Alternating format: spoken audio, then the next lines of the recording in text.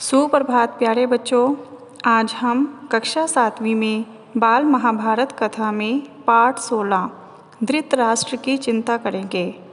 तो बच्चों, पिछले पाठ में हमने पढ़ा था कि चौसर के खेल में हार जाने पर पांडवों को 12 वर्ष का वनवास और 1 वर्ष का अज्ञातवास मिलता है और उसी वायदे के अनुसार वे वन में चले जाते हैं। तो अब हम पढ़ेंगे पाठ 16। जब द्रौपदी को साथ लेकर पांडव वन की ओर जाने लगे थे तो धृतराष्ट्र ने विदुर को बुला भेजा और पूछा, विदुर, पांडु के बेटे और द्रौपदी कैसे जा रहे हैं? मैं कुछ देख नहीं सकता हूँ, तुम ही बताओ कैसे जा रहे हैं वे? विदुर ने कहा, कुंती पुत्र युधिष्ठिर कपड़े से चेहरा ढककर जा रहे हैं। भीमसेन अपनी दोनों भुजाओं को निहारता, अर्जुन हाथ में कुछ बालू लिए उसे बिखेरता, नकुल और सहदेव सारे शरीर पर धूल रमाए हुए क्रमशः युधिष्ठिर के पीछे पीछे जा रहे हैं। द्रौपदी ने बिखरे हुए केशों से सारा मुख ढक लिया है और आंसू बहाती हुई युधिष्ठिर का अनुसरण कर रही है। यह सुनकर धृतराष्ट्र की आशंका और चिंता पहले से भी अधिक प्रबल हो उठी। विदुर बार बार धृतराष्ट्र से आग्रह करते थे कि अब पांडवों के साथ संधि कर लें। विदुर अक्सर इसी भांति धृतराष्ट्र को उपदेश दिया करते थे। विदुर की बुद्धिमत्ता का धृतराष्ट्र पर भारी प्रभाव था, इसलिए शुरू में वह विदुर की बातें सुन लिया करते थे, परंतु बार बार विदुर की ऐसी ही बातें सुनते सुनते वह ऊब गए।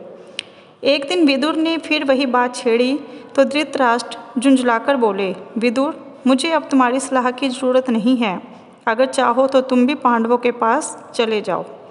धृतराष्ट्र यह कहकर बड़े क्रोध के साथ विदुर के उत्तर की प्रतीक्षा किए बिना अंतःपुर में चले गए। विदुर ने मन में कहा कि अब इस वंश का सर्वनाश निश्चित है। उन्होंने तुरंत अपना रथ जुतवाया और उस पर चढ़कर जंगल में उस ओर तेजी से चल पड़े जहाँ पांडव अपने वनवास का काल व्यतीत कर रहे थे। विदुर के चले जाने पर धृतराष्ट्र और भी चिंतित हो गए। वह सोचने लगे कि मैंने यह क्या कर दिया, विदुर को भगाकर मैंने सारी भूल कर दी। यह सोचकर धृतराष्ट्र ने संजय को बुलाया और कहा, संजय, मैंने अपने प्रिय विदुर को बहुत बुरा भला कह दिया था। इससे गुस्सा होकर वह वन में चला गया है। तुम जाकर उसे किसी तरह समझा बुझाकर मेरे पास वापस ले आओ। धृतराष्ट्र की बात मानकर संजय जंगल में पांडवों के आश्रम में जा पहुँचे। संजय ने विदुर से बड़ी नम्रता के साथ कहा, धृतराष्ट्र अपनी भूल पर पछता रहे हैं। यदि आप वापस नहीं लौटेंगे तो वह अपने प्राण छोड़ देंगे। कृपया अभी लौट चलिए। यह बात सुनकर विदुर युधिष्ठिर आदि से विदा लेकर हस्तिनापुर के लिए चल पड़े। हस्तिनापुर पहुंचकर जब धृतराष्ट्र के सामने गए तो धृतराष्ट्र ने उन्हें बड़े प्रेम से गले लगा लिया और गदगद स्वर में बोले, निर्दोष विदुर, मैं उतावली में जो बुरा भला कह बैठा उसका बुरा मत मानना और मुझे क्षमा कर देना। इसी तरह एक बार महर्षि मैत्रेय धृतराष्ट्र के दरबार में पधारे। राजा ने उनका समुचित आदर सत्कार करके प्रसन्न किया।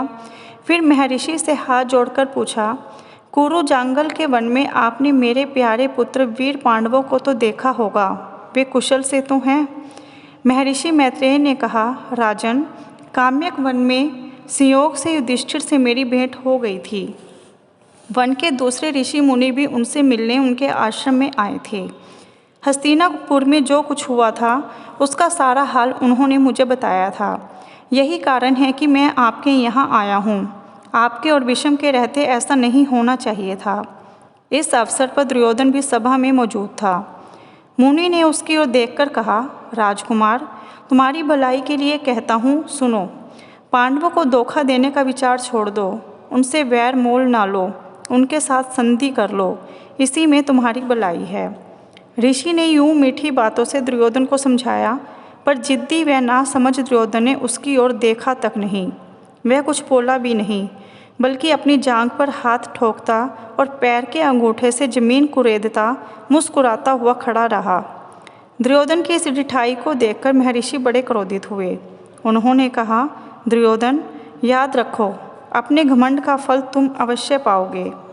इसी बीच हस्तिनापुर में हुई घटनाओं की खबर श्री कृष्ण को लगी। उन्हें यह पता चला कि पांचों पांडव द्रौपदी समेत वन में चले गए हैं। यह खबर पाते ही वे फौरन उस वन को चल पड़े जहाँ पांडव ठहरे हुए थे। श्री कृष्ण जब पांडवों से भेंट करने के लिए जाने लगे तो उनके साथ कैकेयी, भोज और वृष्टि जाति के नेता चेदिराज, धृष्टकेतु आदि भी गए। इन लोगों के साथ पांडवों का बड़ा स्नेह संबंध था और वे उनको बड़ी श्रद्धा से देखते थे। द्रौपदी श्री कृष्ण से मिली। श्री कृष्ण को देखते ही उसकी आंखों से अविरल आंसुधार बह चली। बड़ी मुश्किल से वह बोली, इस तरह अपमानित होने के बाद मेरा जीना ही बेकार है। मेरा कोई नहीं रहा और आप भी मेरे न रहे। यह कहते कहते द्रौपदी की बड़ी बड़ी आंखों से गरम गरम आंसुओं की धारा बहने लगी। वह आगे न बोल सकी। करुण स्वर में विलाप करती हुई द्रौपदी को श्री कृष्ण ने बहुत समझाया और धीरज बंधाया। वह बोले, बहन द्रौपदी, जिन्होंने तुम्हारा अपमान किया है उन सबकी लाशें युद्ध के मैदान में खून से लथपथ होकर पड़ेंगी।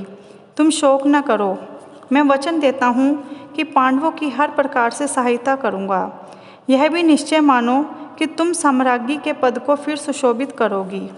धृष्टद्युम्न ने भी बहन को सांत्वना दी और समझाते हुए कहा कि श्री कृष्ण की प्रतिज्ञा अवश्य पूरी होगी। इसके बाद श्री कृष्ण पांडवों से विदा हुए। साथ में अर्जुन की पत्नी सुभद्रा और उसके पुत्र अभिमन्यु को भी वे द्वारकापुरी लेते गए। द्रौपदी के पुत्रों को लेकर धृष्टद्युम्न पंचाल देश चला गया। तो बच्चों, ये था पाठ 16 धृतराष्ट्र की चिंता कि किस तरह से जो पांडव हैं वन में अपना जीवन व्यतीत करते हैं।